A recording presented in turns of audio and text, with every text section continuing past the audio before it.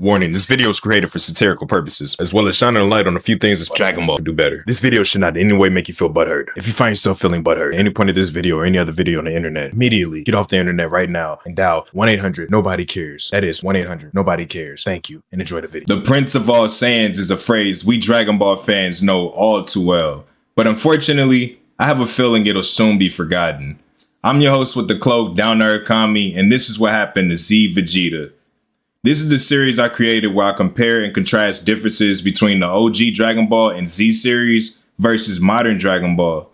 This video isn't in any way to disrespect modern Dragon Ball, the fans, or Akira Toriyama. With that being said, I'm going to take you into a deep dive on my mind on how I feel about Vegeta and how he's changed and what should have been done for him. After Piccolo defeats Raditz at Goku's expense, Raditz tells the two warriors that there are two Saiyans far stronger than him on their way to Earth. One of which being Vegeta, the Prince of All Saiyans, also happens to be the strongest Saiyan in the universe at this time. Until Super Broly retcon, Vegeta's pride of being a Saiyan warrior and becoming the strongest in the universe was the greatest and most notable aspect about his character. That's not to say I don't appreciate and understand the character Vegeta grew into. Trust me, I know End of Z Vegeta isn't exactly the same before and he was becoming human in his own emotions due to his family and the peace on Earth, but who's to say that was needed for Vegeta to develop as a character? Hear me out. Z Vegeta was one of, if not the most profound character in the entirety of Dragon Ball. Not just Z, think about it. Z Vegeta was first introduced as the most powerful Saiyan in the universe, as well as the oldest and most knowledgeable Saiyan. Vegeta grew up while Frieza had reign over the Saiyans. This caused a deep confliction within his character as he was to be king of all Saiyans. One can only imagine how deeply this hurt Vegeta given the Saiyans are a prideful warrior race and Vegeta clings to that pride far greater than any Saiyan. My point is, Vegeta's pride as a Saiyan is what completely shapes his entire character. From his always serious facial expression, stern demeanor, and attitude down to his Saiyan accent, Vegeta's character in this aspect was always on display, mostly during the Frieza arc. Without a doubt, he was still the ruthless, cold-hearted Saiyan we know him to be, especially against Frieza and his soldiers who tormented him since he was born. The way Vegeta annihilated the Ginyu Force members was a sight to behold. Even after Goku spared them and told Vegeta not to finish them off, Vegeta showed Goku his Saiyan instincts by eviscerating them like they were livestock. I mean, just look at these clips. These two are still alive, but they probably need to see a doctor. If you want to help them, come... Vegeta!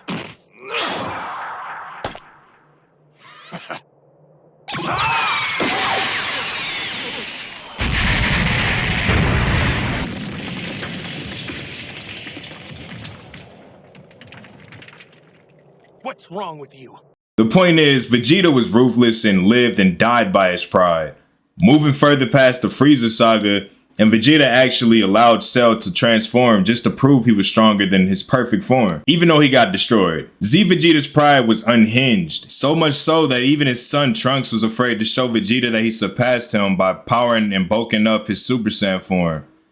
Vegeta remained this way all the way up to the Majin Buu saga, practically till the very end of the series. In fact, Vegeta's pride was at such a height of intensity from being bested by Goku constantly that he actually allowed Babidi to control him, which provided a power boost as well as bringing him back to his old cold-hearted and ruthless ways. This led to one of the greatest, if not the greatest speech in Dragon Ball history. I wanted him to return me to the way I was before! I was the perfect warrior, cold and ruthless. I lived by my strength alone, uninhibited by foolish emotion. But slowly, over the years, I became one of you, my quest for greatness gradually giving way to this life of mediocrity. I awoke one day to find that I had settled down, formed a family. I had even grown quite fond of them. Would you believe, I almost started to think the Earth was a nice place to live. Do you understand now, Kakarot? That's why I needed Babidi to set me free by releasing the evil in my heart. He has freed me of these petty attachments. And I'd have to say it feels pretty good. This speech still gives me the chills and goes down as one of the greatest moments in anime history, in my opinion at least. Not to mention, this speech came before one of the best fights in the whole series, Majin Vegeta versus Super Saiyan 2 Goku. destined rivals, they finally get to settle the score. Towards the middle of their intense battle, Goku finally convinces Vegeta they must go defeat Buu together, but instead of going together, Vegeta's pride causes him to knock out Goku and face Buu alone. During the fight with Buu, Vegeta gives another great speech. Trunks, Bulma, I do this for you. And yes, even for you, Kakarot.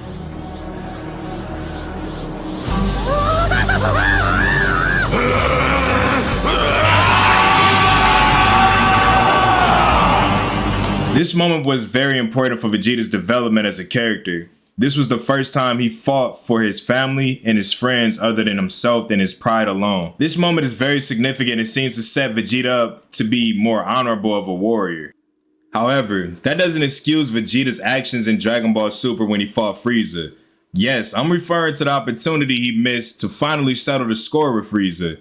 I understand it was done for plot, but it seriously looks like a middle finger to give Vegeta the golden, hence golden Frieza, golden, no. Honestly, it had the golden opportunity of a lifetime for Vegeta to defeat Frieza, not only as a Super Saiyan, but a god. The only two things Frieza fears Vegeta has become. He can finally claim his throne as king of all Saiyans by avenging his race and his father. Now I know being the king of all Saiyans isn't a huge deal to anyone with most of the Saiyans gone, but that never stopped Z Vegeta from boasting about being the prince of all Saiyans every chance he got. I should also mention that although I found it extremely hilarious, I thought seeing Vegeta's bingo dance was very disrespectful to his character. Again, it was hilarious, extremely hilarious. I think it was very funny, but even when Vegeta was forced to be silly in Z, it was in his own semi-serious way. Like when he had to wear that pink shirt when he got back from Namek. In my opinion, it would have been more in Vegeta's character to be that one character that didn't fear Beerus and see himself to be the only one worthy of surpassing him one day. Not to mention, it would be hilarious to see Beerus interact with Vegeta's arrogance to stand up to him. Both characters are so stubborn, the dialogue would be hilarious. I understand Beerus can easily destroy Vegeta, but I think it'd be entertaining to see them randomly get into intense battles in the background over the smallest things like ice cream or simply Vegeta just stepping in front of him or something like that. Even if Vegeta gets demolished every single time, I still find it to just be something that would be hilarious. Definitely would be funnier than Vegeta just being terrified of Beerus all the time. Honestly, it's kind of funny to see Vegeta scared because he's like the last character you would expect. But I also think it would just be better, more in character and funnier to see him actually try to take Beerus on every time. That way it's funny, but he's also still in character. Another thing that I like to mention about Vegeta is just, in all honesty, I don't feel like he's truly treated the way that his character should be treated. And another aspect, which means, I'm going to go ahead and give an example here. The whole Binky thing, when Vegeta was going invisible and he had to wear a Binky. I just feel like Vegeta of the old time would have had to have found a way to go without wearing that Binky.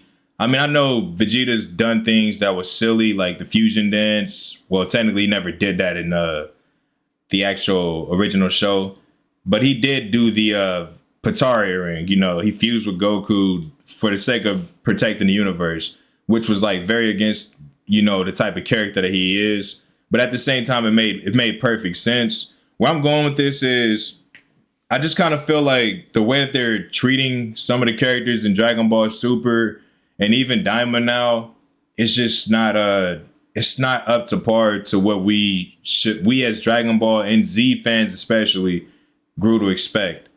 And that's what this whole series is about. It's just me just explaining the way that I see things, and as far as Dragon Ball and Dragon Ball Z versus how things are becoming in modern Dragon Ball with Dragon Ball Super and Daima. And, you know, honestly, don't get me wrong. I appreciate that we have Super and Daima, and I'm gonna always say that because I know there's gonna be a lot of people in the comment section that very much go against me even having an opinion about this. But furthermore, I just wanted to get off my chest what I feel the character Vegeta stands for, especially given the character he was in Z. And, you know, just kind of wanted to go over kind of sadly the destruction and kind of the massacre of his character. Don't get me wrong, Vegeta still has his Saiyan accent. He still has his Saiyan pride, but it's very pale in comparison to Z Vegeta.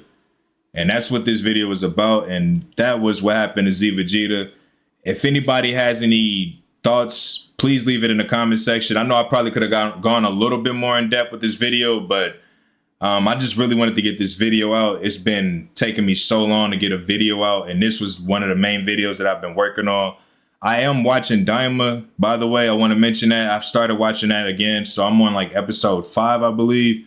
So I'm going to go ahead and catch up all the way to episode 20, and then I'm going to do a review on the whole show itself, and I'm going to also talk about Super Saiyan 4 once again. I might split that up in two different videos. I don't know. But if you love Dragon Ball, you love Dragon Ball content, and you love people keeping it real about Dragon Ball, please subscribe and like the video. Helps a lot. And without that, with all that being said, I'm your host with the Cloak Down Earth Kami. Thank you for watching the video. We out. Until the next one. Peace.